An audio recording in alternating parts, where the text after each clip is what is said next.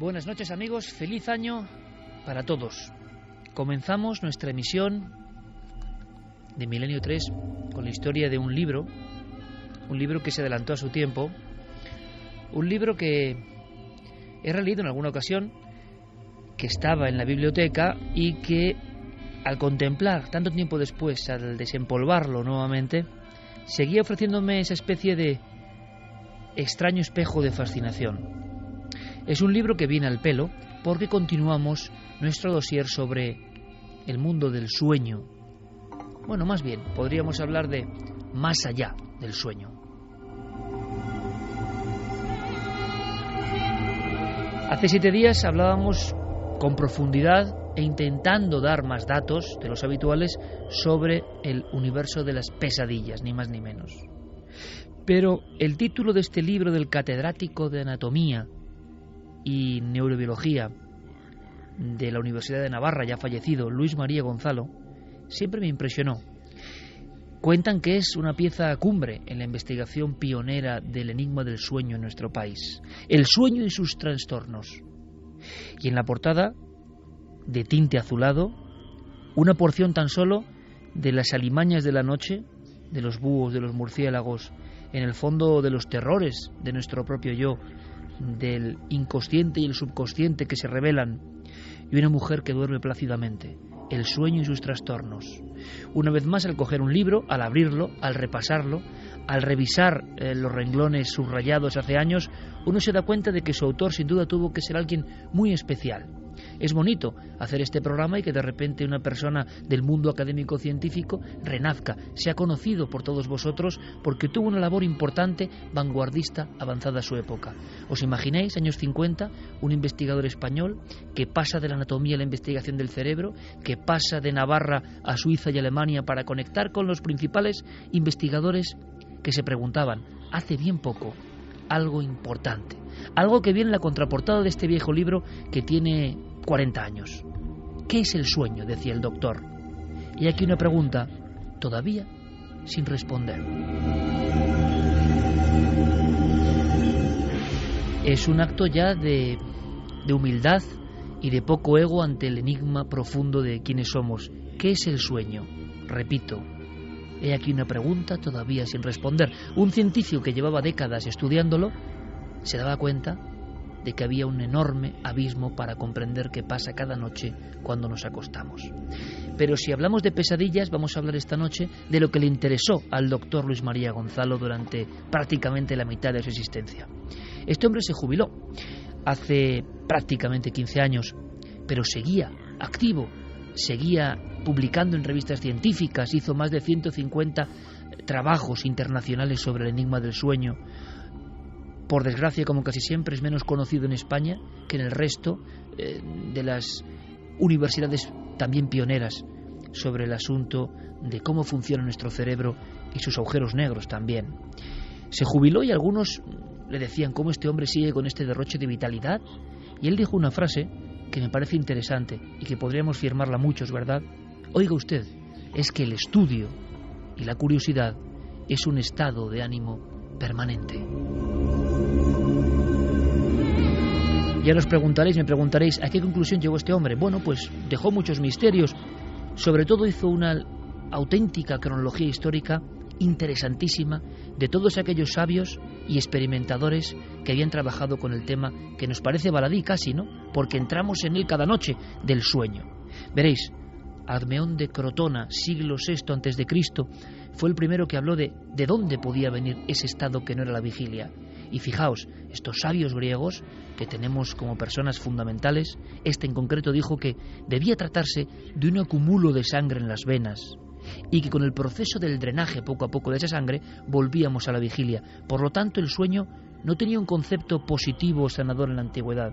Ni más ni menos Aristóteles dijo que el sueño disminuía la respiración, era algo evidente, intentaban explorar qué pasaba y que por tanto al privarnos de la vigilia, de la cordura, el sueño siempre era algo negativo, era meterse en el umbral, en el mundo de lo desconocido. Este doctor, nacido en Soria, en Olvega, pero navarro de adopción, Luis María Gonzalo, el que hoy reivindicamos como pionero, como vanguardista, fue un poco más allá y nos legó una serie de recuerdos, casi de diapositivas, sobre experimentos que íbamos a comentar y os pueden sorprender. Hablaban muchos expertos hasta 1800 de que los sueños, el soñar, era una imperfección de la naturaleza.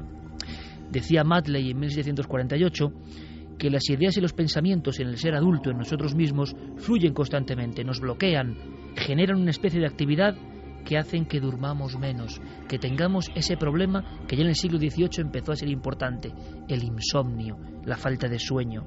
Por eso los niños dormían más profundamente, decía Matley, porque apenas tienen ideas. Pensemos ahora a nivel científico lo que esto significa, y su cerebro está más inactivo. Hasta 1929, un investigador, Berger, pudo comprender y pudo hacer saber al mundo que las variaciones eléctricas del cerebro tenían mucho que ver con lo que soñábamos, con qué tipo de sueños, con qué tipo de intensidad. Un poco antes hubo una especie de escala, como si fuera la escala Richter de los terremotos, pero en los sueños. Esto yo no lo sabía, lo he descubierto revisando el viejo libro. La escala de Karlsruhe indicaba la intensidad de un sonido, el sonido que había que hacer para que alguien, ¡clas!, despertase del sueño. Curiosa escala, ¿verdad? Goldsmith, estamos hablando ya de los años 30 del siglo XX, describe que hay una especie de relación entre los latidos del corazón y el estado del sueño. Conforme el sueño va profundizando, va ahondándose, cuando empiezan las pesadillas y sueños paradójicos y más extraños, resulta que nuestros latidos se comportan como en una especie de vals. Hay una relación entre la fisiología, entre el corazón, el cerebro y lo que soñamos. Hay una zona del cerebro, del tronco del encéfalo, se estudia en el año 35, que cuando se inhibe o se estimula, se cae en sueño. ¿Os imagináis? Con una serie de diapositivas de alguna forma del tiempo, unas personas tocando el cerebro, como se podía hacer en la época, y haciendo caer en sueño rápidamente a las personas. Nos imaginamos a sabios, laboratorios llenos de aparatajes, intentando llegar a los confines de algo que no se comprendía muy bien. En 1965, o sea, antes de ayer, 1965, Jouvet descubre lo que llama sueño paradójico, sueños profundos, sueños con significado. Él mismo decía, hay sueños que se olvidan como un azucarillo en agua a la mañana siguiente, y sin embargo hay otros que no se olvidan jamás. Describe los movimientos oculares rápidos, el inicio de lo que hoy llamamos REM, una fase importante dentro del sueño, donde ocurren cosas, todavía hoy, cada noche, muy misteriosas. Esta cronología terminará en 1973. Otros investigadores del centro de Europa hablan de una cosa que os suena mucho, ¿verdad, amigos? Os suena mucho. Parálisis del sueño y terrores nocturnos. 1973, el año en que yo nací, hace no tanto tiempo, ¿verdad? ¿Sabíamos tan poco de lo que pasa cada noche dentro de nosotros mismos? Después llegaron los experimentos, algunos brutales.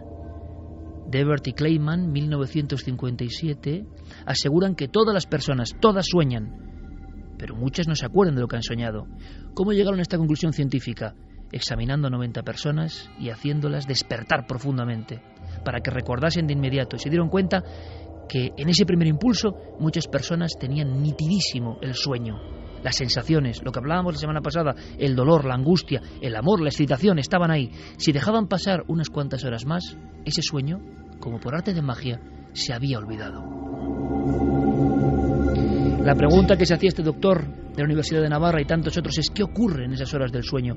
¿Durante cuánto tiempo soñamos? Y también, ¿qué ocurre cuando no soñamos? ¿Qué ocurre con los trastornos del sueño? ¿Qué ocurre cuando no podemos dormir? ¿Qué ocurre cuando el insomnio incluso nos puede llegar a afectar, a provocar alucinaciones visuales, a llevar a una psicosis, a morir? Experimentos con animales. En el siglo XIX, a finales, se tuvieron entre 4 y 6 días un grupo de cachorros, imaginaos la imagen, sin dormir. Cuando llegaban al sueño, con una varita el científico los tocaba y los despertaba. Duraron 6 días. Todos fallecían por hipotermia. La falta de sueño provocaba una caída tremenda en la temperatura corporal. Un dramático experimento científico realizado con pequeños cachorros. En esa misma época también se hace un estudio pormenorizado de cómo afecta la falta de sueño, que esta noche nos interesa. 3 sujetos despiertos durante 90 horas.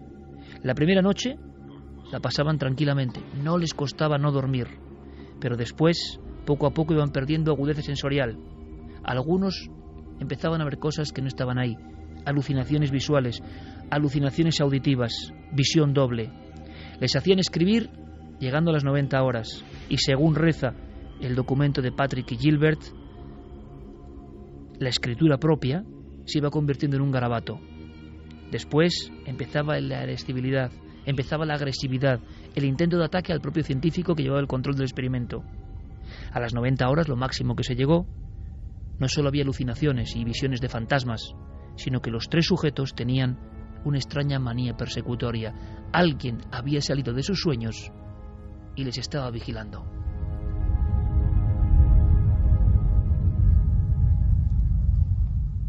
¿Qué te pasa?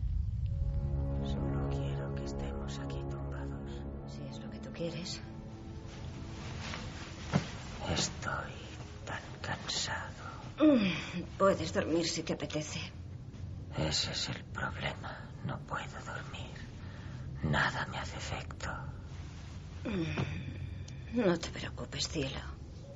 Todos sufrimos de insomnio de vez en cuando. Stevie. Llevo sin dormir 1 año. Dios santo. Tranquila. Nadie ha muerto nunca de insomnio.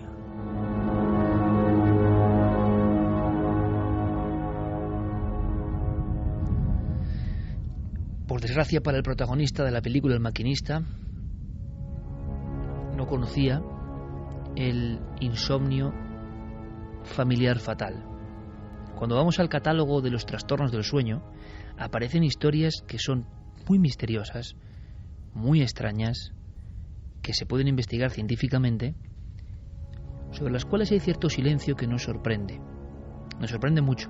Y esta noche es hora de penetrar en esas zonas incomprendidas de nuestro cerebro, o quién sabe si algo más. Carmen, buenas noches. Buenas madrugadas, Iker. Abrimos vías de contacto de inmediato porque, como estoy seguro ocurrió la semana pasada, habrá un aluvión de experiencias propias, porque en esto no importa lo que uno crea. Todo el mundo sueña y todo el mundo tiene experiencias. Seguramente también muchas noches de insomnio. Sí, lo están comentando. Insomnio prolongado, estados de irritabilidad y sensación de que incluso uno ve cosas que parecen propias de la locura, ¿no? Vamos a indagar un poco en ello. Vamos a abrir las líneas de contacto para que nos hagan llegar sus preguntas y también sus comentarios. A través de las redes sociales nos tienen que buscar tanto en Twitter como en Facebook como en Google+, en Nave del Misterio, y nuestro correo electrónico milenio3 con número @cadenaser.com. Javi Pérez Campos, compañero, feliz año a todos, por cierto. Buenas noches. Buenas noches. Te has encontrado con mucho silencio al investigar sobre el IFF. Sí, me he encontrado sorprendentemente con que no todos los médicos quieren hablar públicamente de esto. No quieren, por supuesto, facilitarnos acceso a las personas, a las víctimas, entre comillas, que están sufriendo esta afección. Sabemos que hay incluso clínicas en España donde se practican test genéticos que te dicen si puedes padecer de insomnio familiar fatal, porque ahora conoceremos más en detalle qué es esto. Pero nos hemos encontrado, Iker, con que efectivamente es un tema que parece que incomoda a algunos doctores, que no quieren que se hable de él en los medios de comunicación, que consideran que está muy estigmatizado y que para ellos no es ningún misterio, y sin embargo para nosotros, desde luego, es algo que es una auténtica pesadilla, ¿no? Ponerse en el lugar, en la piel de estas personas que día y noche permanecen con los ojos abiertos como platos. Todo el equipo con Noel Calero a los mandos técnicos. Mandamos un fuerte abrazo a nuestro compañero Fermín Agustí. Santiago Camacho, compañero, feliz año. Feliz año, Iker. Vamos a penetrar en un mundo, no sé si decir de pesadilla, pero desde luego completamente desconocido y sin embargo cotidianísimo. Lo vivimos, pero lo decíamos la semana pasada. Nos han enseñado a no prestarle excesiva atención. Nos acompaña, por tanto, como no, una gran especialista en el mundo del sueño y que sé que se está documentando al máximo, ¿no?, para una de sus futuras novelas, y como suele hacer Clara Tahoces,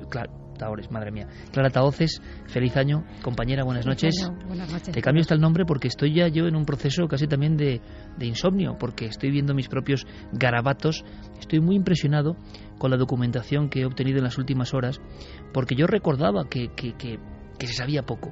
Cuando has llegado a la redacción, yo tenía este libro de portada azul con los caprichos de Goya, El sueño de la razón produce monstruos. Tú lo has identificado de inmediato, lo dejamos caer la semana pasada también como una referencia fundamental en España, y tú me decías, es que tampoco se ha avanzado tanto después de trabajo pionero, ¿no? No se ha avanzado a pesar de la tecnología, no se sabe. Hay como una barrera, ¿no?, un poco abismal en torno al sueño, todavía hoy. Sí, pero bueno, esto yo creo que es por algo que también hemos hablado un poco antes, ¿no? Has explicado esos experimentos con animales, hasta dónde se puede llegar a experimentar sin que la ética nos haga darnos cuenta de que con el ser humano no se puede jugar. Hay algunos casos interesantísimos en ese sentido. Por ejemplo, en la época de los nazis, una de las torturas para sacar información y simplemente por torturar también era la privación del sueño, y claro, las consecuencias eran devastadoras, ¿no? Entonces no podemos experimentar con el ser humano. Hay una barrera que tú has explicado muy bien, las fases cuando no se duerme, lo que llega a ocurrir, ¿no? Esos trastornos van en aumento y bueno, pues hay una barrera que no podemos traspasar. A día de hoy la pregunta que se hacía el doctor Luis María Gonzalo en la contraportada, el gran enigma del sueño, sigue sin desvelarse esa incógnita, ¿no? Podemos escanear mejor el cerebro, ver las partes que se iluminan, ver lo que ocurre, pero no sabemos todavía muy bien por qué soñamos, qué facultad o por qué nuestro organismo hace eso, ¿no? Sí, la verdad es que el por qué no se sabe. Es decir, sabemos que es necesario, eso está clarísimo, que dormir es fundamental, soñar también, no solo dormir, y que efectivamente se puede mapear un poco el cerebro, ver qué trastornos se derivan tanto de la falta de sueño como del exceso de sueño en algunos casos. Se pueden hacer nuevas aplicaciones incluso para teléfonos móviles, para, en fin, intentar producir algún tipo de sueños concretos, sueños lúcidos. Hay toda una tecnología, digamos, vinculada o asociada al sueño, pero la razón fundamental de por qué nadie la sabe. Lo que sí está claro es que todos lo necesitamos, sin excepción, y que las consecuencias de no dormir adecuadamente o no dormir durante cierto tiempo empiezan a pasar factura al organismo, y eso es una verdad impepinable. Insomnio, sonambulismo, narcolepsia. Vamos a hablar de varias patologías o trastornos del sueño que tienen una vinculación directa, y lo vais a comprobar, con el puro misterio. Pero quizá nada tan sorprendente, vamos a sorprendernos un poco todos, como esta historia que uno la argumenta como novela de terror y se lo puede creer así, pero es que es una enfermedad real, que hasta el año 86 no se diagnostica, pero que por supuesto viene afectando al hombre durante mucho tiempo. Insomnio familiar fatal. Vamos a escuchar rápidamente a dos doctores, el doctor Gaona y el célebre doctor Eduard Estivil, que nos han dado su consejo, porque esto es impresionante.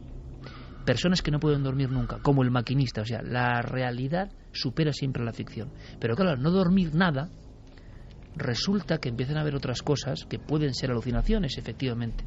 Su temperamento varía y empiezan a ocurrir otro tipo de señales en su cuerpo que son realmente dramáticas, porque es una enfermedad priónica, luego lo contaremos, que no tiene cura, que encima la mayoría de casos tabulados están en España en un gran porcentaje.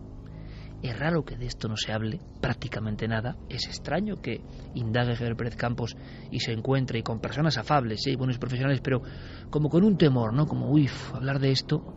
Bueno, insomnio familiar fatal. Escuchamos al doctor Gaona. Es un insomnio, realmente es un insomnio muy progresivo, no tiene tratamiento prácticamente al día de hoy, en el que el paciente no puede dormirse, es decir, aunque quiera hacerlo, aunque tenga sueño incluso, no puede llegar a dormirse. Y claro, esta falta de sueño produce lo que a una persona normal también le produciría. Comienza una verdadera psicosis, es decir, una disociación con la realidad, comienzan alucinaciones, etcétera, etcétera, etcétera. Más datos, doctor Estivil. Es normalmente de tipo genético y no hay solución para ella porque realmente la persona que tiene esta enfermedad neurológica no tenemos un tratamiento porque es una enfermedad degenerativa que no tenemos tratamiento para ella. Es uno de los tipos de insomnio, pero yo diría que es el menos frecuente que hay en la clasificación de las enfermedades del sueño. Morir de insomnio. Nos suena eso como una cuestión frívola casi de la ciencia ficción, pero no. Al parecer es una enfermedad genética causada por priones. Alguna vez hemos hablado de los enigmáticos priones aquí en Milenio 3. Se descubren en 1982, 4 años antes de la enfermedad. Es un acrónimo de las palabras proteína e infección. Y es que es eso, no son ni virus ni son bacterias, son partículas infecciosas que de forma natural están en nuestras células, pero que se transforman y parece que son demonios, ¿no?, de la naturaleza que solo quieren destruir. Destruyen hasta dejar el cerebro como un auténtico queso de Gruyère en muchas ocasiones. El kuru del canibalismo de algunas tribus o la enfermedad de Creutzfeldt-Jacobs o lo que sería el síndrome de las vacas locas sería un poco esto. Enfermedades de origen priónico, pero claro, se transforman en insomnio, no pueden dormir. Según el tratado que existe en torno a la Convención sobre los problemas que hay con el sueño, se manifiesta como una maldición realmente, o sea, de un día para otro. En la edad madura, entre 50 y 60 años, es un trastorno progresivo e intratable. Las pupilas se contraen, se va perdiendo el habla, se van viendo alucinaciones cada vez más obsesivas, cada vez más inquietantes. A los 9 meses, qué curioso paralelismo, Clara, como el inicio de la vida o la gestación, a los 9 meses el IFF te conduce a un coma irreversible. Sí, del que ya no se despierta. Paradójicamente, con todo lo que es la evolución de la enfermedad, de no poder dormir, de repente ya duermes pero sin poder despertar. Hay un dato más, uno más que todavía intriga, Carmen. Y es que, aunque no se hable mucho de esto, yo creo que nuestra obligación como curiosos y con todo el respeto, porque es posible que incluso haya algún enfermo, ¿no?, o alguien que le hayan diagnosticado genéticamente esta enfermedad, ¿qué podemos decir? Pues que ojalá la ciencia llegue a tener una solución. Pero es que, buceando en las noticias, nos damos cuenta de que en Italia y en España hay una gran cantidad de casos de este insomnio que mata, de este insomnio degenerativo. El paciente no distingue la realidad de la pesadilla. Tiene sueño REM de alguna forma en vigilia. Los movimientos oculares rápidos están haciéndole ver cosas en vigilia, sueños en vivo. Esta pesadilla es tremenda y tiene un origen priónico, genético. Resulta que parece que hubo una mutación localizada además en el País Vasco o con una cepa importante que ha producido que haya una serie de casos que, si vemos el número global, es para sorprenderse, Carmen. No se sabe a ciencia cierta si lo que llaman el fundador se dio en el País Vasco o alguien lo trajo desde fuera. Puede ser que desde Italia, porque hay un caso que se remonta a varios siglos atrás, muy seguido por los médicos, que comienza en Venecia, de toda una familia que hoy en día sus descendientes siguen muriendo de la misma enfermedad. En el País Vasco se conocen 40 casos de insomnio familiar fatal, en el mundo 100, con lo cual es que estamos casi la mitad de casos son en el País Vasco. De esos 40 casos, algunos de ellos, los familiares, tienen el gen pero no lo han desarrollado. Aunque tengas el gen, no siempre tienes que morir por el insomnio familiar fatal. Lo que sí es cierto es que justo antes de que se descubriera ya había médicos en España, el doctor Zarrán, él, que es médico de las Cruces de Bilbao, de un hospital, él ya tenía pacientes a los que no sabía cómo tratar porque nada antes funcionaba. Del descubrimiento oficial de la enfermedad. Exactamente, nada funcionaba con ellos. Se cree que se dan tantos casos en el País Vasco por la orografía, por las montañas, por lo aislado que han estado durante décadas en esas zonas, años atrás. Esos son los estudios que se han hecho recientemente y con los que están de acuerdo. Ana Belén Rodríguez, que es bióloga, ha hecho el único estudio que se conoce de 167 páginas sobre el insomnio familiar fatal y ha llegado a esa conclusión, a la orografía del terreno, las montañas que han separado bastante a esas familias, que se centran sobre todo en el condado de Treviño, dentro del País Vasco, en el condado de Treviño, sí, es un dato importante. Y también también en el condado de Treviño. Exactamente. Y también a la endogamia. Precisamente por ese aislamiento también se da mucha endogamia. Claro, pero montañas y endogamia, ¿verdad? Tiene que haber, vamos, en cualquier lugar de Europa. Vamos un poco más allá. No hablemos de ahora, hablemos de siglos anteriores que están padeciendo ahora los descendientes. Pero también, ¿no? Es decir, eso eran elementos bastante, digamos, extendidos. Es curiosísimo que esa estadística exista. Había un caso en Venecia, como decía Carmen, Javier, que es el que parece que prende la llama de esta historia tan desconocida, tan increíble, que nos muestra gráficamente un trastorno del sueño que parece es una maldición. Sí, el primero que sufre esta enfermedad, entre comillas, es Giacomo en 1791. Él es el primero que, como decía Carmen, ¿no?, trae después una larga cola de descendientes que van muriendo a su paso por esta extraña afección. Hablan incluso de la familia maldita. El caso se hace famoso cuando el doctor Max, un famoso doctor norteamericano, publica el libro La familia que no podía dormir, donde cuenta pues toda la historia de estos venecianos, que empiezan además a hacerse bastante importantes porque los descendientes de Giacomo son importantes doctores, mercaderes que se van expandiendo por toda Italia.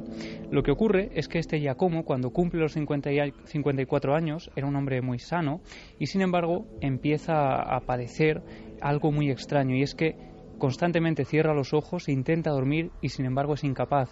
La falta de sueño a lo largo de la noche le provocan que intente echarse la siesta también.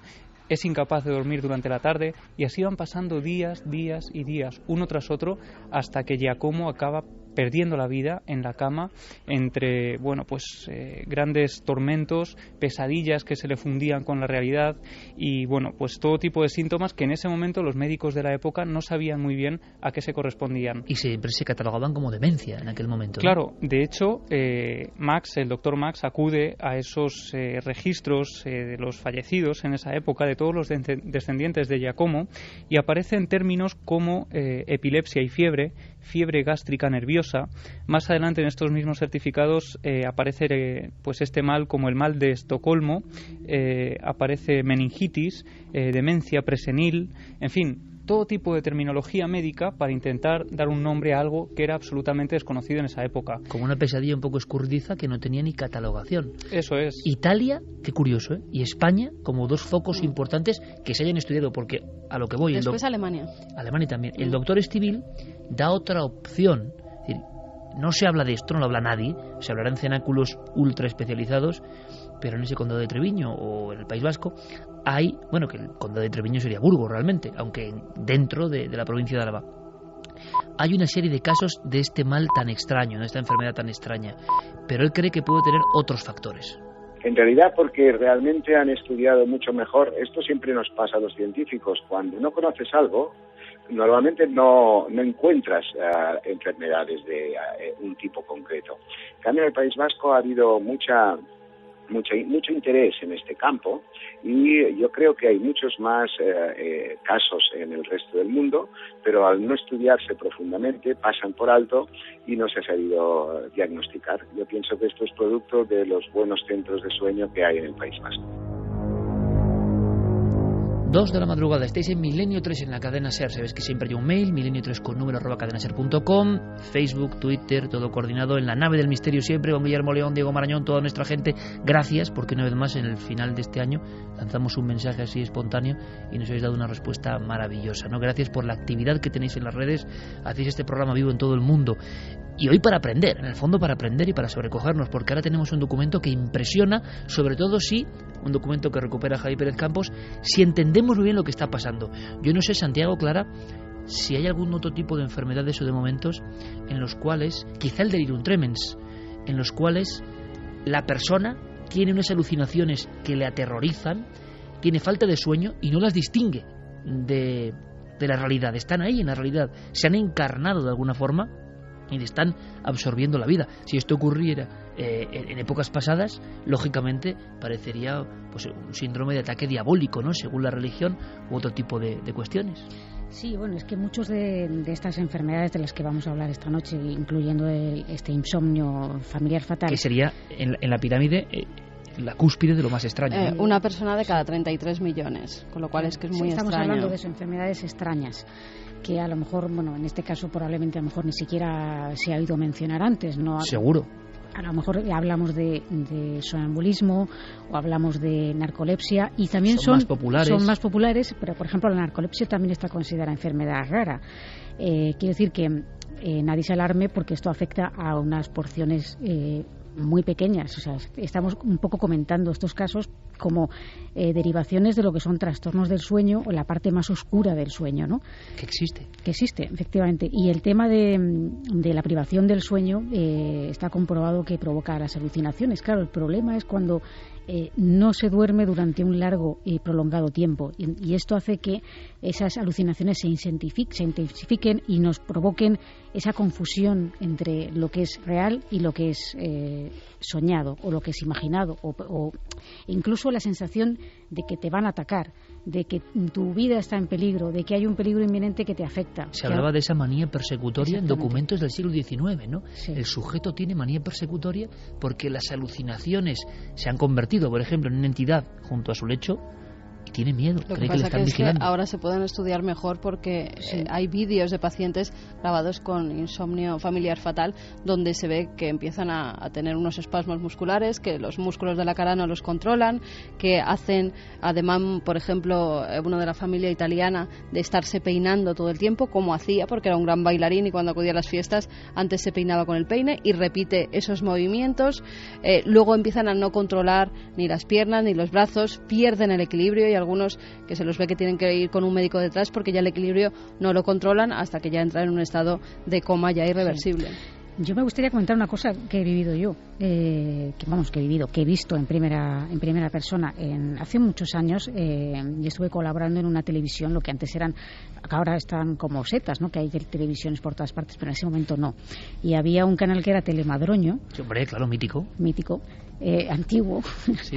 Que se hizo una especie de experimento y se utilizó, se quería hacer una especie de maratón de a ver cuánto tiempo se podía estar haciendo un programa en directo sin dormir.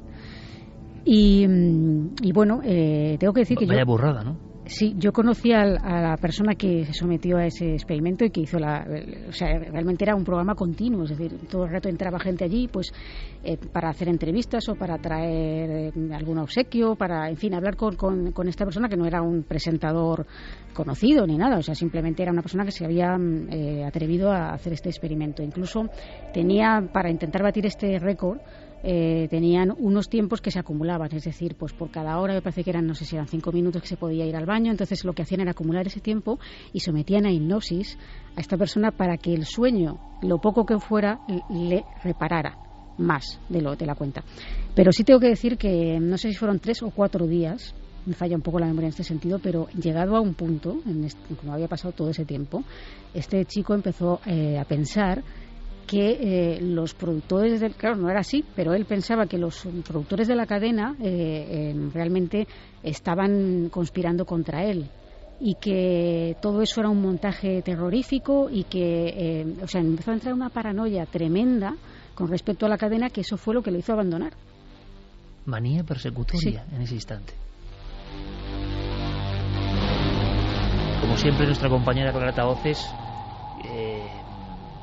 pues dando datos sorprendentes que hilan documentos del siglo XIX con un experimento televisivo hace apenas un par de décadas, ¿no? Eso te va a gustar, Santiago, porque esto es impresionante. Tú que tantas veces has hablado de experimentos sobre la mente humana, imaginemos años 80, como decía Carmen, unos ordenadores del año 80, unas videocámaras del año 80, grabando a una persona que no puede dormir. Lo alucinante es que Jaime Campos ha recuperado los documentos. El doctor Zarranz, antes mencionado, que se encuentra con estos enfermos en una zona de España que no sabe qué hacer, y ojo también con el drama, ¿no? Porque, según cuentan las actas médicas, intratable. Y además una condena que te lleva en este aspecto de esa forma, ¿no? En tan corto espacio de tiempo. En el fondo, todo lo que estamos contando nos demuestra de una forma muy agresiva quizá lo poco que sabemos del sueño. Seguramente de la vigilia tampoco sabemos nada, pero lo poco que sabemos del sueño y de las fallas o agujeros negros que existen en el sistema, ¿no? Es como cuando el software que tenemos se rompe, falla por algún lado. ¿Por qué? Lo que vamos a ver es a un momento, Javier, en el que el doctor Zarranz explica en un programa de muchos años cómo están siendo sometidos a vigilancia por videograbación enfermos en el País Vasco de insomnio familiar fatal. Sí, el doctor Zarranz aparece delante de unos monitores contando algunas de esas grabaciones que él conserva, donde se estudian, se analizan, se vigilan también algunos de estos pacientes y se ven las actitudes, las acciones que ellos están llevando a cabo, cómo se quedan mirando fijamente algunos puntos como si estuvieran viendo cosas que no están allí, alucinaciones que se mezclan con la realidad, y todo esto lo va comentando el doctor Zarranz y va contando también lo que ocurrió al final con alguno de estos pacientes. Este es el primer paciente, en febrero de 1985 cuando yo le vi. Y para febrero del 86 ya tuvo un deterioro muy rápido. Tiene sus movimientos automáticos que hace durante el día, y ahora durante la entrevista pues voy haciéndole preguntas sobre el nombre de personas famosas. ¿Y el Endacari? Tampoco se acuerda. 795, para atrás. 795, para atrás. 597. Tiene movimientos de la cabeza como si tuviera visiones, y comenzó a dormirse y tenía esos gestos automáticos con las manos como si accionara, como si estuviera soñando. Aparte de dificultades de memoria, ya tenía un trastorno del equilibrio, y anda con las piernas algo separadas, al girar se tambalea y se desequilibra con mucha facilidad. Este paciente falleció en un hospital, en un asilo, en una casa de enfermos crónicos.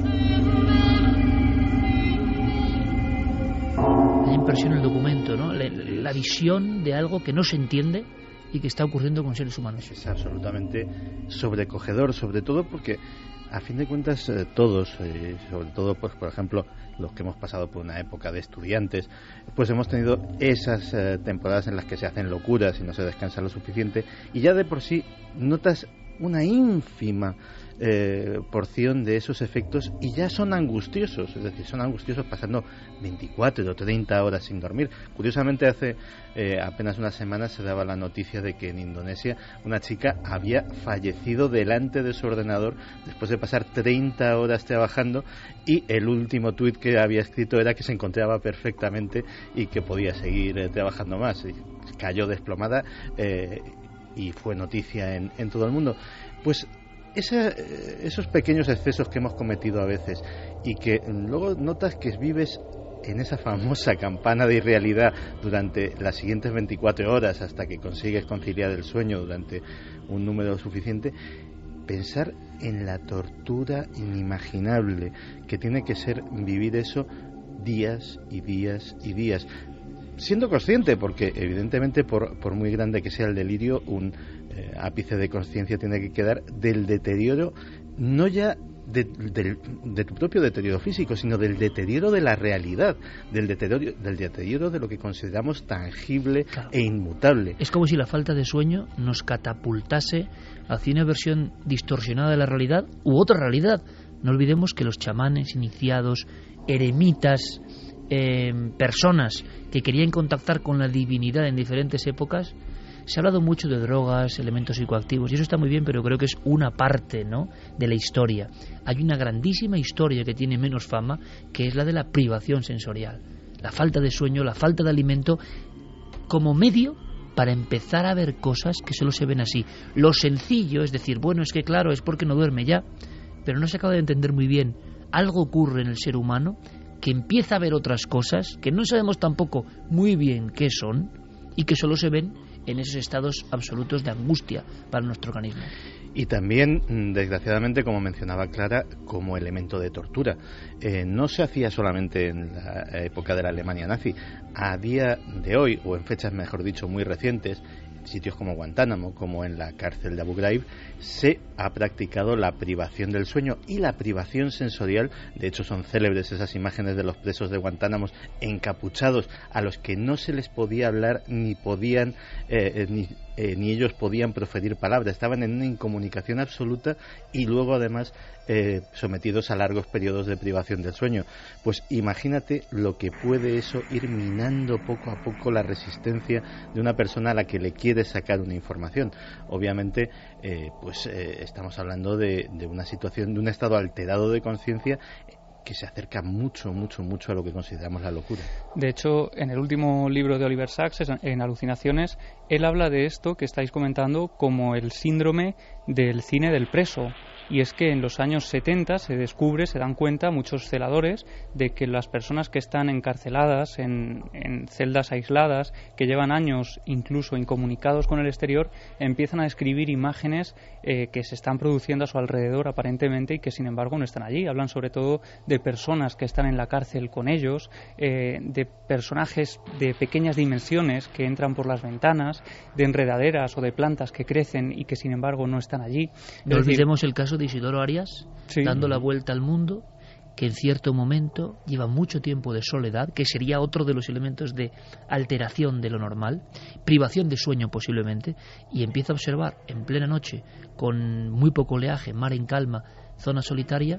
Su último mensaje es que unos seres extraños pequeños están subiendo a su barco y después desaparece para siempre, con la comida en el plato, todos los sistemas, nadie robó nada y desaparece para siempre. Es decir, la falta de sueño nos catapulta a mundos de los que conocemos poco y que lo fácil es decir que, bueno, es por falta de sueño ya, pero es que tampoco se accede a otro umbral. Hace poco leí a unos navegantes lo mismo, de estos que dan la vuelta al mundo o que hacen determinados viajes donde van ellos solos en una embarcación. Y muchas veces cuando hay un temporal no pueden dormir. Exacto.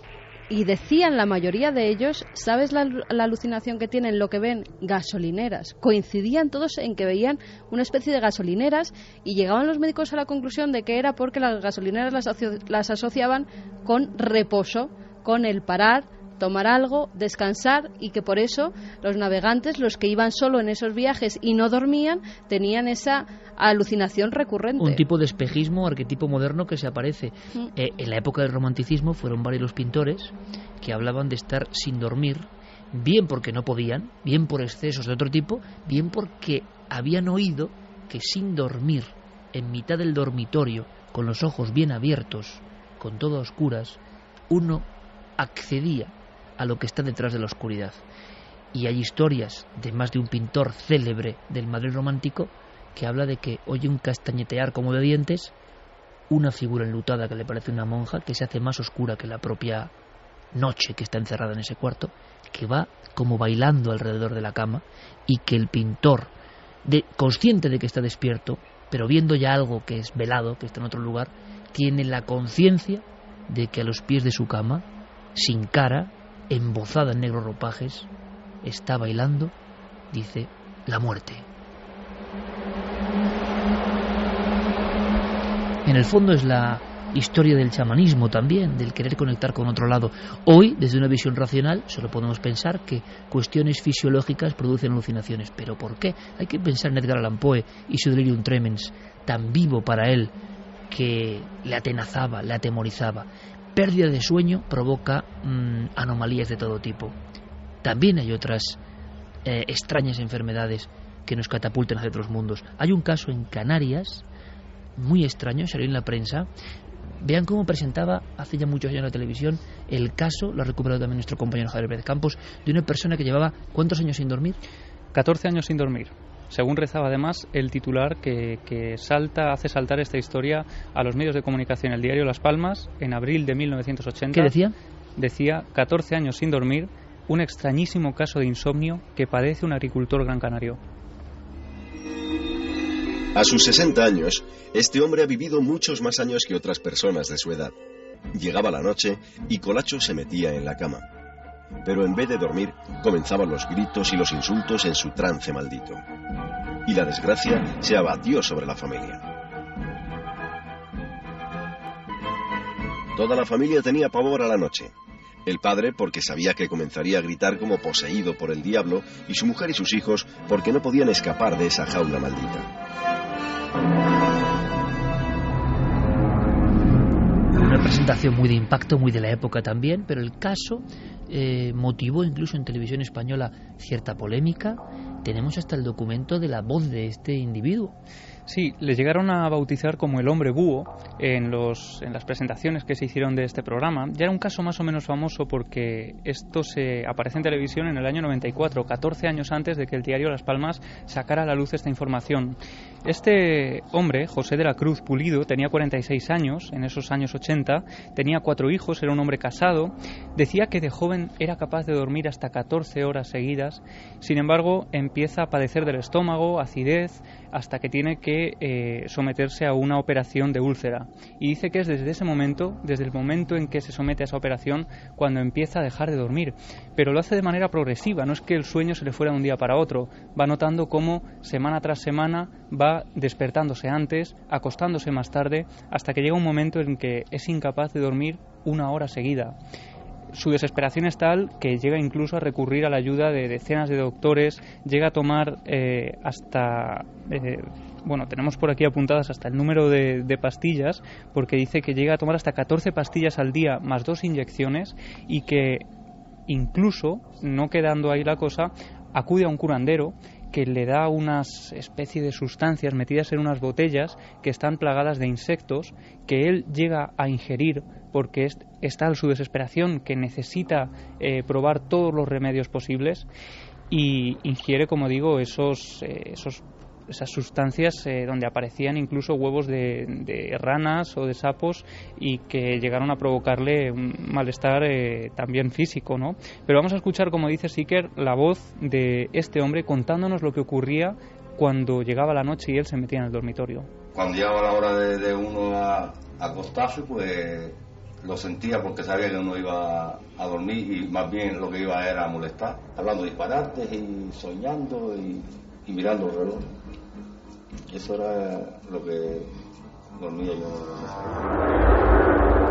Casos muy esporádicos que llegaron a la prensa, y sin embargo hay otros muy habituales que estoy seguro que muchos oyentes han vivido.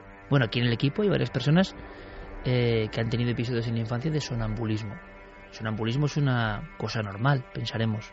Bueno, cuando se empezó a investigar... El 15% de los niños. 15% de los niños. Cuando se empezó a investigar, parecía un estado del sueño muy especial, diferente. ¿Qué indicaba? Decían los expertos, 1916, vuelvo a recurrir al libro El sueño y sus trastornos, Luis María Gonzalo, catedrático, Universidad de Navarra, extrañaba que había un estado semi-hipnótico o de automatismo, es decir, el sujeto, y tampoco sabemos por qué, hoy se comporta como un autómata. Llega a sentarse en la cama, llega a pasear por la habitación. Muchas veces se le pregunta, decía el doctor Gonzalo, responde con monosílabos, y decían en los 70 en España, siempre con un tono afectado y angustioso. ¿Qué está viviendo esa persona? ¿Qué alteración tiene? Se describe en 1916 un caso sorprendente, que es único en los anales científicos, aunque luego veremos, ahora con casos tremendos, que el sonambulismo nos catapulta un poco más allá de lo conocido. Una persona en un pueblo próximo a Londres se despertaba como sonámbulo, como un autómata, se vestía, salía de su casa, llegaba hasta el río a 1,5 kilómetros, se quitaba la ropa, se bañaba en el agua helada, sin ahogarse, se volvía a vestir y se metía en la cama. Para él no había ocurrido nada, eso era un tiempo perdido. Tuvieron que hacerle un seguimiento para comprobar lo que cada noche estaba haciendo. Sonambulismo. Lo increíble, Clara, y tú estás trabajando en esto, siempre has trabajado un poco en este ambiente, es que hay casos reales. Me ha impresionado mucho uno de asesinato cerca de un río, además, creo, con una espada. Alguien coge una espada y mata a otra persona en estado de sonambulismo. Sí, bueno, la verdad es que no hay muchos casos, vamos a decir que... Menos mal, claro, aquí habrá gente que nos esté escuchando que sea sonámbula y diga, madre mía... No tiene nada que ver, se conozcan 86 casos. Claro. 86 casos. Catalogados. Desde el siglo XX. Hombre, claro, son poquísimos, ¿no? Se les llama sonámbulos homicidas. ¿Sonámbulos homicidas? Se les conoce así, y son personas que en estado de, vamos a decir, presunto sonambulismo, porque eso también es un tema muy controvertido y muy debatido. Y escurridizo, me imagino. Realizan acciones violentas, incluso violaciones o asesinatos, de los que, eso sí, hay que tener en cuenta que es 2 factores importantísimos. Uno, la falta, o sea, lo que se utiliza, digamos, de manera de resguardo legal, ¿no? para estos casos, digamos, como coartada legal o la defensa del, digamos, en este caso el homicida sonámbulo, lo que puede arguir es la falta de conciencia de lo que se está haciendo y la amnesia. Si no hay esos dos factores, no se considera que eso pueda ser más bien un fraude, ¿no? Porque a día de hoy, te pregunto, 30 años después, 35 de este libro o más, ¿se sabe algo más del sonambulismo? ¿Por qué se produce? ¿Qué es? ¿Qué estado es ese? Parece que está como en un limbo, ¿no? Como el estado hipnótico, ¿no? Que en el fondo coges a 4 expertos en hipnosis médicos y cada uno dice una cosa. Entonces tú dices, no se acaba de tener esto muy fijo. Son cosas que parece que se escurren entre los dedos de lo racional, ¿no? Hay varias causas o posibles causas. Una de ellas, quizá la más importante, es que nosotros cuando dormimos tenemos un sistema de bloqueo. Un bloqueo de movimiento, es decir, si tú estás soñando que pegas una patada a un balón, pues ese sistema impide que realmente lo hagas o que te caigas de la cama. Entonces tenemos como si fueran los seguros de la puerta del coche antiguos. Exacto, en el sueño. Y es automático, ¿no? Pero en los sonámbulos esto puede fallar. Este sistema de bloqueo falla y entonces lo que es una acción onírica, teóricamente onírica, se lleva a la realidad. Es decir, pues la persona se levanta de repente y realiza comportamientos automáticos que podría hacer estando despierto, y algunos de ellos complicados, complejos, como conducir. ¿Conducir sonámbulo? Sí, hay algunos casos. Mira, un caso de este año pasado, de 2013, de una mujer que en estado de sonambulismo condujo 300 kilómetros en 5 horas en Nueva Zelanda, y que finalmente la localizan el coche porque no solo eso, sino que mandó mensajes de texto durante ese tiempo de conducción. O sea, ya. ¿Pero eso es vigilia, es sueño? ¿Qué es? En Canadá uno de estos sonámbulos homicidas condujo media hora hasta la casa de sus suegros, en estado de sonambulismo. Llegó a la casa de sus suegros, a ella la mató a golpes y al suegro lo intentó estrangular. Seguía estando en estado de sonambulismo, cogió el coche otra vez, llegó hasta una comisaría y dijo: creo que he matado a alguien. Y los policías aseguraban que ese hombre seguía dormido. Sí, totalmente ensangrentado. Llegó a la comisaría y dijo esto, ¿no? Curiosamente, este caso, una vez que se juzgó, se consideró que realmente no tenía conocimiento de lo que había hecho, que había sido de manera no consciente, con amnesia. Y se pudo documentar que además era sonámbulo, porque claro, había sido tratado, tenía toda una historia y se fue absuelto. Claro, esto depende dónde pille, ¿no? Pero entonces, ¿quién está ahí? O sea, ¿quién está gobernando ese cuerpo en ese momento? ¿Quién está? Nos suena un poco lo de la personalidad múltiple, ¿no? ¿Quién está llevando ese cuerpo en ese momento? Claro. Es difícil de explicar. Como no se suele hablar mucho de estos temas, cuando uno entra en ellos con una perspectiva un poco del misterio y un poco integradora o holística de varias áreas, se da cuenta de que hay cosas que no encajan. Es más, sobre este tipo de historias de sonámbulos que han hecho estas cosas, hay bibliografía, Clara, tú traías casos del siglo XVII. Sí, prácticamente, de sonámbulos que se levantaban como si alguien o una voz te dijese tienes que matar a alguien y lo haces. Sí, desde hecho el caso de la espada que mencionabas es de 1630. Era un doctor polaco, Johann Johnson, pues que esto fue en París, ¿no? Se levantó, cogió una espada de algo que había, estando despierto el día anterior, había pensado hacer, vengarse de alguien, ¿no? Pero solo que él lo tenía en la recámara. Ahí está. En este caso sí. Y cogió la espada, cruzó el Sena. Ahí es nada, y decapitó a un hombre.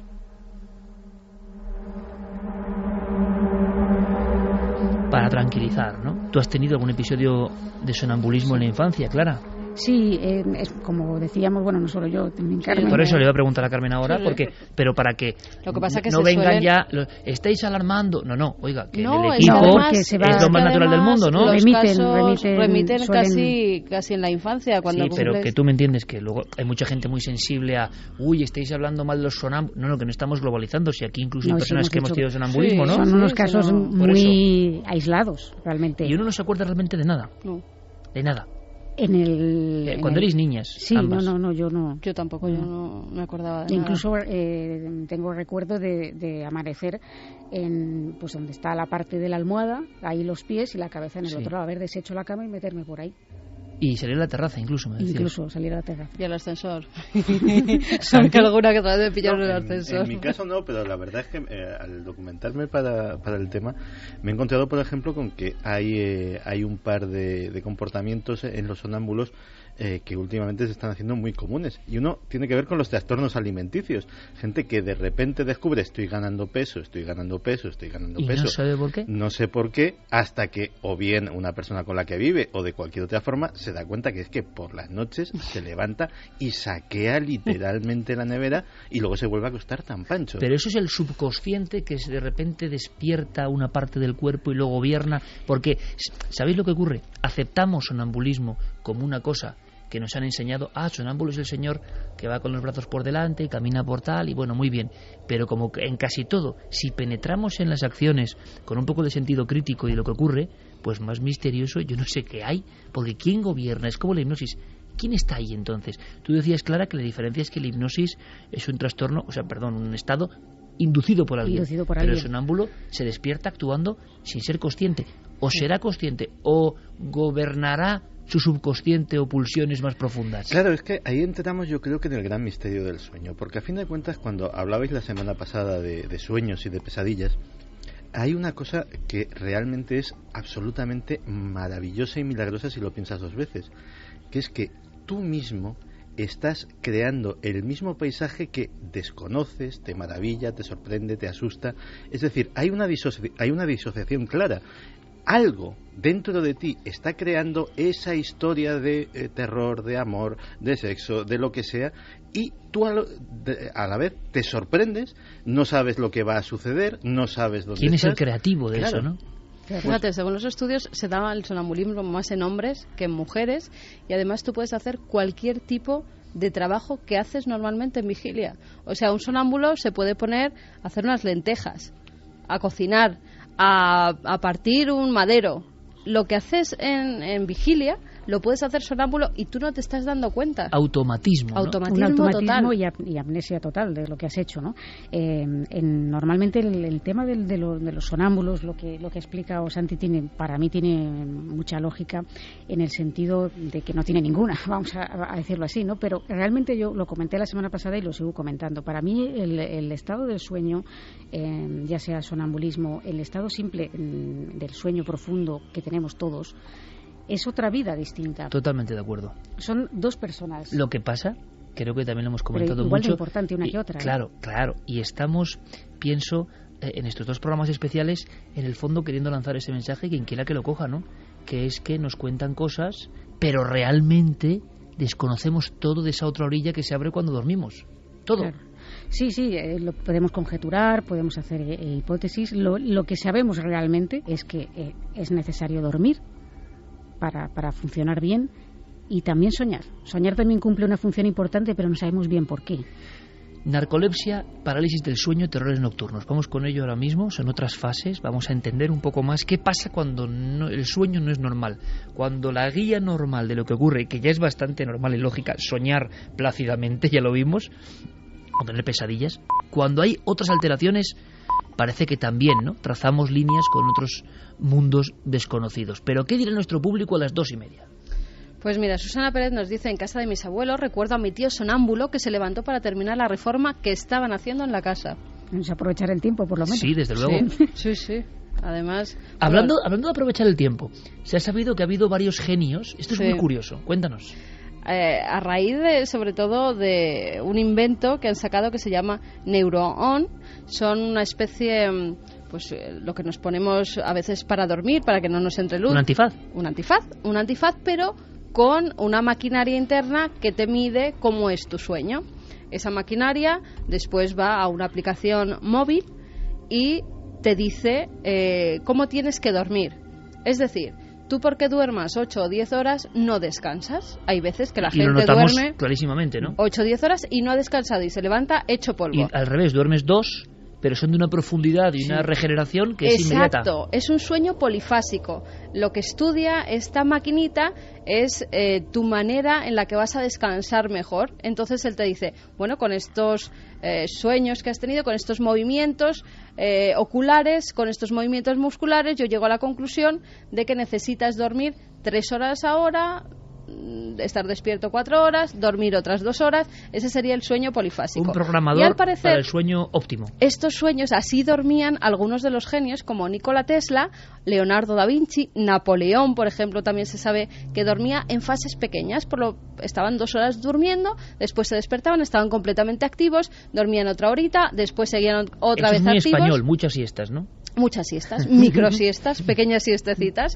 son muy reales. Sí. Así que, pues, esos genios lo practicaban y, como vemos, la verdad es que hacían grandes cosas durmiendo así. Sí, pero fijaos un momentito, Santi, dime. No, es que Carmen ha introducido una cosa muy interesante. Es que resulta que dormir de un tirón es un invento relativamente reciente. Es decir, en la antigüedad, cuando dependíamos del reloj, dependíamos del sol y de la luz solar y apenas nos podíamos iluminar con candiles, pues era muy común que la gente durmiese una primera fase de 3, 4 o 5 horas, se levantase, hiciera cosas. Es decir, hiciera cosas como cocinar, hiciera cosas como cenar, hiciera cosas como cualquier otra actividad y luego se volviera a acostar hasta el amanecer. Eso, por ejemplo, expresiones muy españolas y muy castizas como el primer sueño vienen de ahí. Es decir, había un primer sueño, luego te levantabas y luego hacías otra serie de cosas y te volvías a acostar ya en el segundo sueño. Eso lo hacemos las madres. Todo es apasionante, todo es apasionante de verdad y yo quiero que aprendamos todo, sin excesiva angustia, aunque haya áreas como muy nebulosas. Seguimos con los mensajes, pero es que claro que ha variado el tiempo de sueño, claro que dormir hoy no es como dormir hace unos siglos. Es más, hay una doctora, Sonia Ancoli, que ha lanzado la voz de alarma, porque estamos conectando lo que contamos de documentos antiguos, lo que nos cuenta Clara y todos nuestros amigos, con la actualidad de ahora mismo. El peligro que está ocurriendo en el mundo civilizado occidental con la pérdida de sueño, conectado muchas veces precisamente con las nuevas tecnologías o con la no desconexión durante el sueño. Dormir conectado a aparatos que siguen emitiendo cosas, dormir cerca de fuentes electromagnéticas, dormir pensando en que el email ha llegado con otro mensaje que teníamos, que el mundo del estrés, del trabajo, cómo ha modificado el sueño y por tanto no solo la salud, sino un poco la percepción global, ¿no? La paz, el equilibrio, el biorritmo de la persona. Escuchemos a la doctora Ancoli porque es muy interesante, nos hace una radiografía de los tiempos que estamos viviendo y durmiendo también. Es una gran pregunta y creo que parte de lo que está pasando se debe a que cada vez nuestras vidas están más ocupadas. Tenemos la oportunidad de estar ocupados 24 horas. Tenemos internet, los supermercados abiertos 24 horas. Siempre encontramos cosas que hacer, siempre tenemos emails. Así que la gente no tiene tiempo para dejar todo hecho durante el día. Por eso, algo hay que sacrificar cuando la gente da el máximo y eso es el sueño.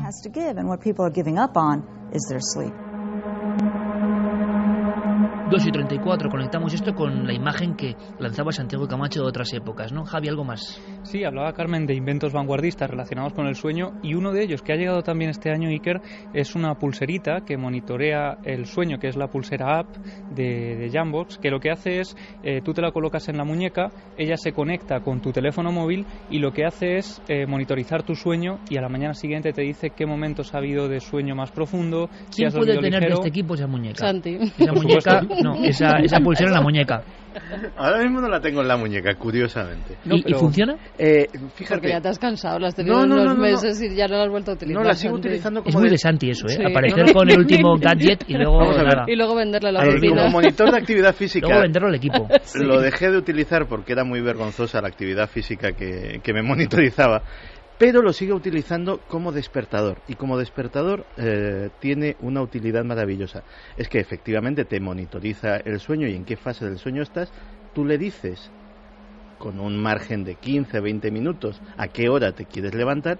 Y en una fase que estés, en una fase de sueño ligero, aprovecha para despertarte.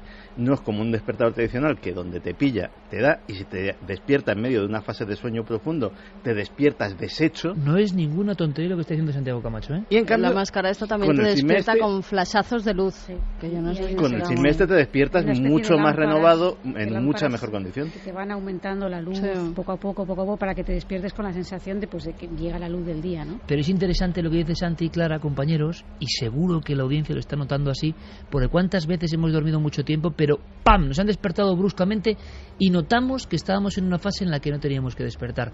¿Cómo despertamos en otro instante y sabemos que era el momento? Hay quien relaciona esto con las fases del sueño, con las fases REM. Despertar en la mitad del sueño paradójico o fase REM parece que nos produce un cansancio, una irritación, una falta de energía brutal, ¿no? ¿Qué códigos hay en el sueño que no entendemos? Pero es que en este caso, vamos más allá, le han sabido sacar un sentido aún más práctico a esta pulserita, y es que han hecho una media de lo que ha dormido cada norteamericano y lo han comparado con momentos, digamos, históricos de estos últimos meses, y han hecho una especie de una lista, un listado de los acontecimientos que más sueño han quitado a los norteamericanos, y hablan, por ejemplo, de la Super Bowl llega a quitar 8 minutos de sueño, la gala de los Oscar quita 2 horas de sueño de media a las personas, a los usuarios que tienen estos aparatos, la renuncia de Benedicto XVI es otro de esos momentos que quita largas horas de sueño porque hace que la gente esté pegada al televisor.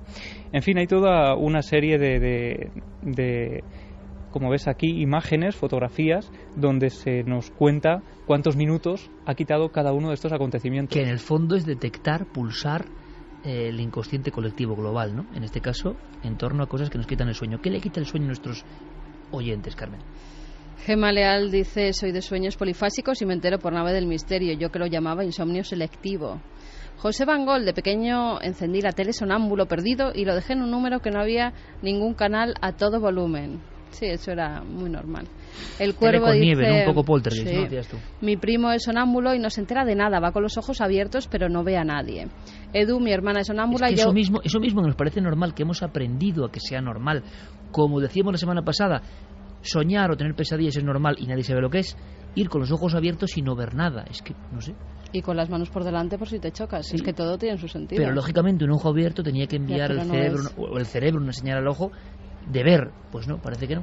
Edu, su familia se lo debe pasar muy bien en su casa por las noches, porque su hermana es sonámbula y él por las noches habla solo, con lo cual tienen que tener una cuerda. Eso que cuenta de hablar durante la noche es una manifestación más del sonambulismo. ¿Ah, sí? Sí. ¿Qué sabemos de eso, Clara? Tú que lo sabes todo en torno al sueño. Bueno, sí, todo. Bueno, es casi la discípula del doctor Gonzalo. Ya me gustaría.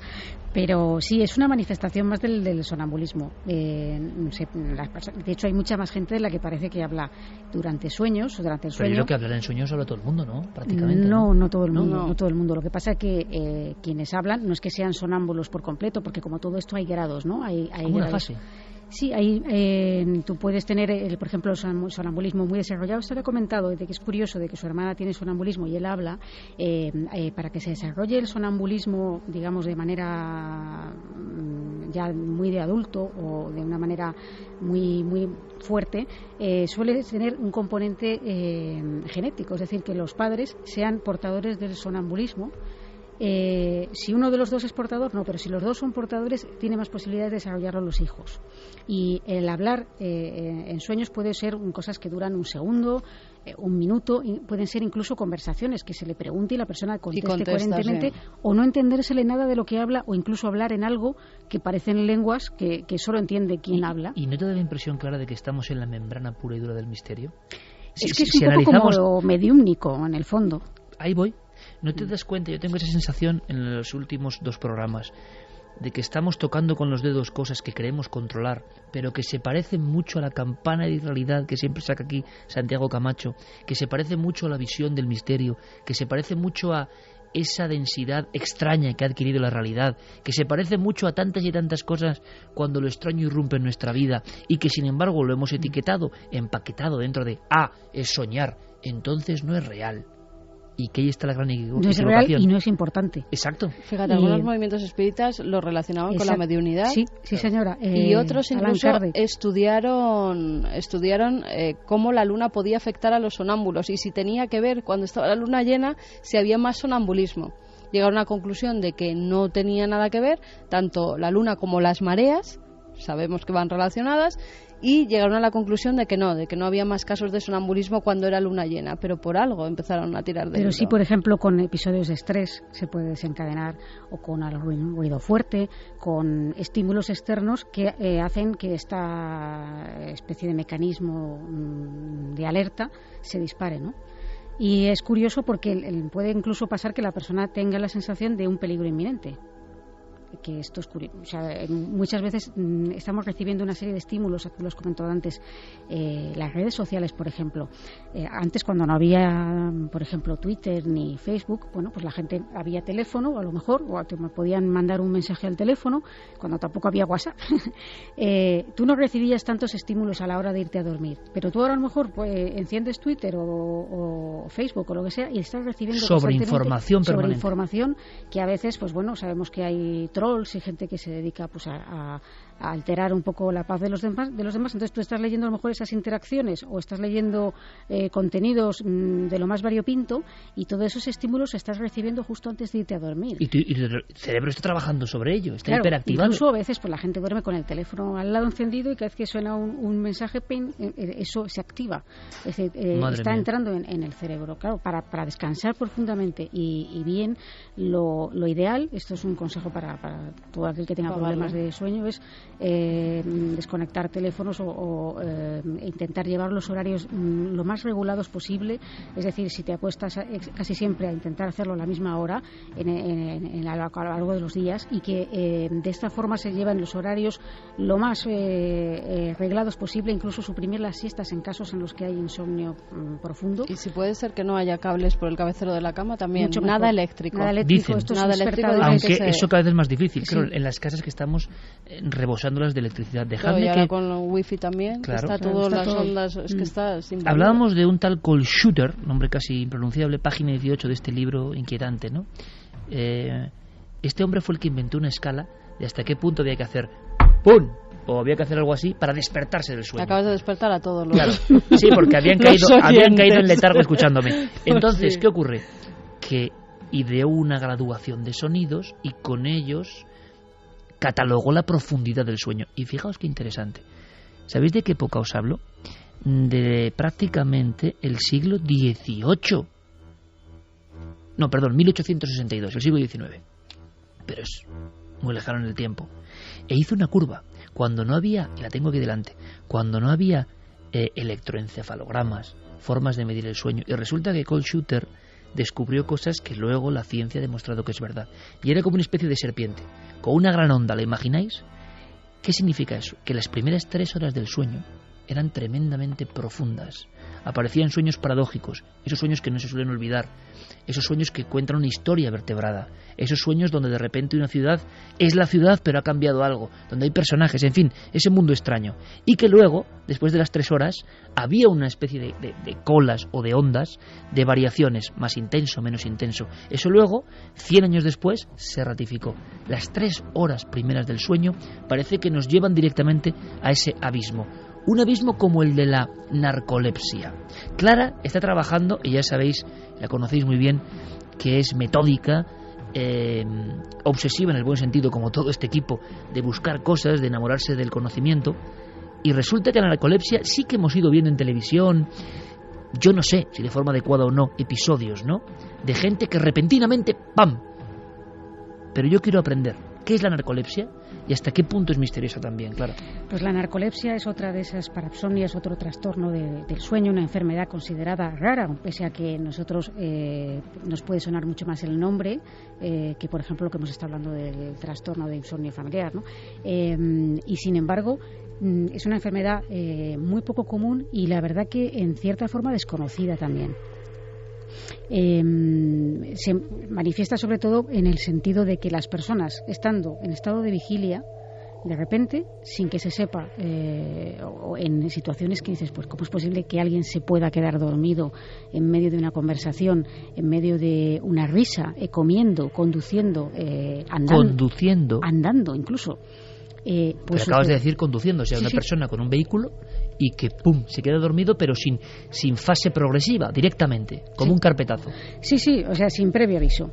Y esto son episodios que suceden con una cierta frecuencia a lo largo del día o no, es decir, que a veces se pueden no producir, pero las emociones fuertes, el miedo, la ansiedad, la angustia, la risa, la felicidad, el llanto, todo eso pueden desencadenar un episodio de narcolepsia. Hay casos, tú estás trabajando en ello, repito, para realmente alucinar. Y en nuestro país, muchas veces no muy lejos, personas que sufren narcolepsia y que además tienen un eco social negativo, es decir, menudo vago, se duerme en el trabajo, este niño se duerme en el cole.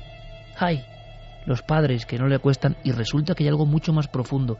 Es más, hay algo, y ya sé que lo digo muchas veces la palabra, pero realmente inquietante, en nuestro país, sobre, bueno, ciertas dosis de vacunas y casos nuevos de narcolepsia, ¿no? Sí, pero no solo en nuestro país, desgraciadamente en otros lugares, la famosa gripe A, que se nos alarmó tanto, ¿no?, que era muy peligrosa, que te podías morir casi, que era terrible y que era conveniente vacunar a niños y ancianos y personas que tuvieran propensión a trastornos respiratorios, etcétera, pues unos años después se ha visto que, en fin, pues de esto podría hablar mucho más Santiago Camacho, ¿no?, el tema de las conspiraciones, de que quizá esa pandemia tan importante y tan peligrosa no lo era tanto. Los efectos que se han visto en algunos casos después es que se han relacionado casos sobre todo en niños principalmente, que han sido vacunados de la gripe A, que han desarrollado la famosa narcolepsia. Dices, bueno, ¿por qué? Pues no se sabe exactamente por qué, pero, no se sabe, ¿no? pero hay casos y hay documentación sobre este tema que indican que ha tenido que ver esa vacuna, ¿no? La narcolepsia es incurable también, con sí. Muchas de estas enfermedades que estamos viendo, que también es inquietante este aspecto, ¿no? Dentro del gen, por ejemplo, el insomnio final fatal, o en otros casos ocurre una mutación, un prión, algo, y no hay tratamiento. Pero es que con una cosa que parece no tan grave, no te mata, la narcolepsia, pero te puede destrozar la vida, evidentemente, tampoco hay cura. Sí, efectivamente no hay cura, es una enfermedad que no tiene cura, y el problema que tiene es que muchas veces no está diagnosticada. Es decir, hay casos, digamos, que es muy raro que tengas narcolepsia, pero puede haber sospechas en determinados momentos en los que alguien se queda dormido y tal, y generalmente sucede este rechazo social del que has hablado, ¿no? Que en personas que de repente, bueno, pues parece que están somnolientas, porque no solamente se quedan dormidas en el sentido literal, sino que presentan cuadros de somnolencia, parece que la persona no es capaz de rendir lo que rendía, ¿no?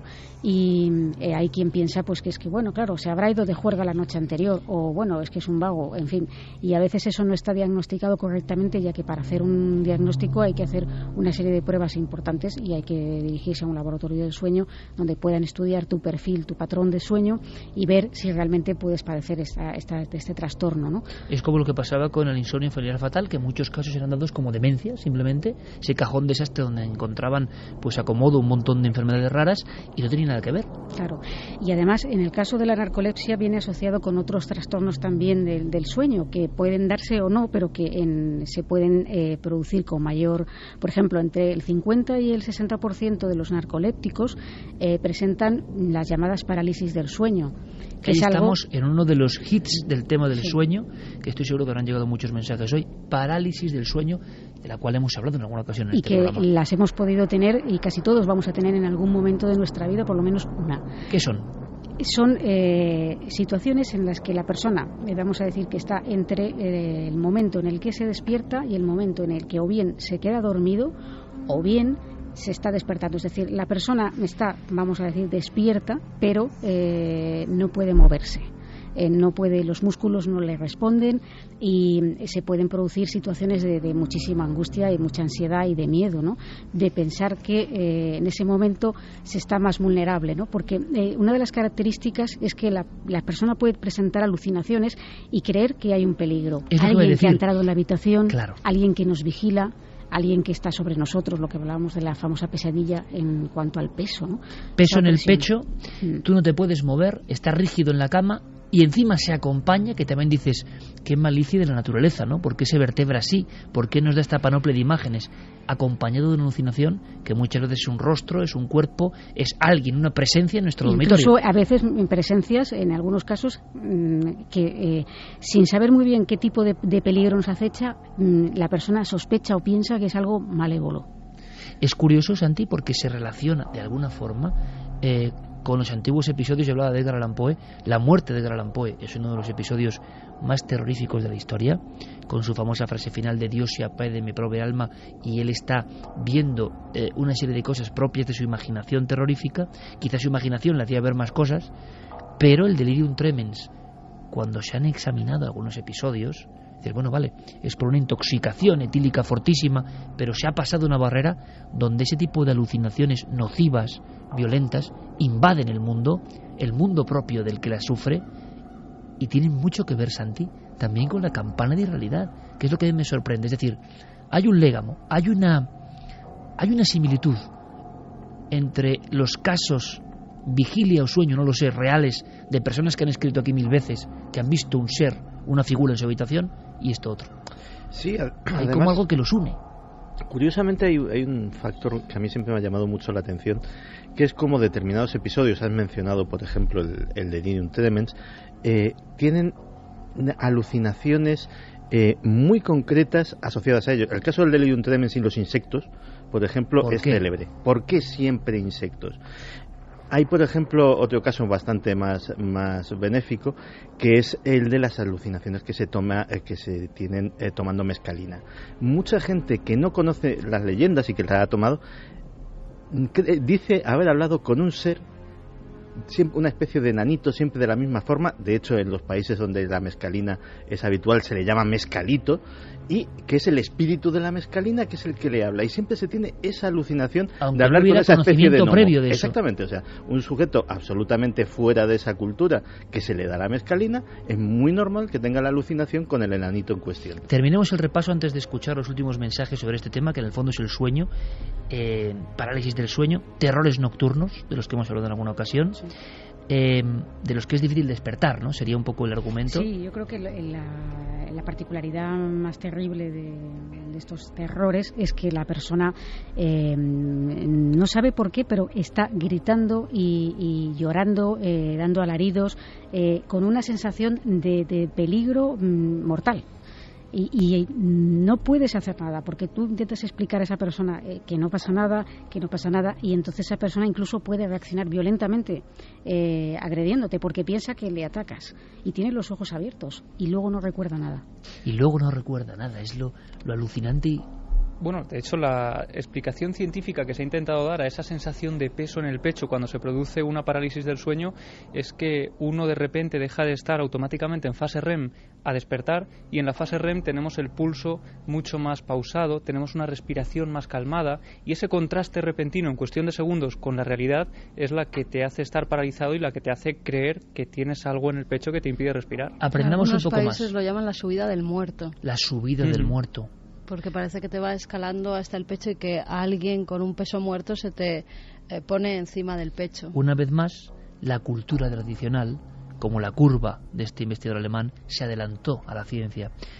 ¿Queréis sorprenderos más todavía? ¿Más? Fijaos qué nombre tan bonito, entre comillas, para un síndrome terrorífico. ¿Sabes cuál es, no? Sí, evidentemente, sí. Síndrome de Ondina. O maldición de Ondina, que también se la sabe el nombre. ¿La maldición de Ondina qué es? Pues es un estado en el que, bueno, antes hemos comentado que cuando hablábamos del tema del sonambulismo, ¿no?, que hay un mecanismo que es de bloqueo para evitar que si tú pegas una patada en sueños, esa patada se traduzca en que la das realmente o que te levantas de la cama o que empiezas a hacer actividades. Bueno, pues igual que tenemos eso, tenemos un mecanismo que es nosotros tenemos la respiración voluntaria que estamos ejerciendo en la vigilia ahora mismo, pero cuando nos dormimos todas nuestras funciones se ralentizan y surge un mecanismo de respiración automático, ¿no?, que es lo que nos permite seguir respirando y que es un poco entronca con lo que ha explicado Javi de despertar en una fase REM y que todavía nuestro organismo está un poco... Tienes que volver en sí, ¿no? Sí. Entonces, tiene que acoplarse todos los mandos interiores. Efectivamente. Entonces, ¿qué ocurre cuando hay un fallo, como decíamos, una tara, en un problema de repente en nuestro hardware,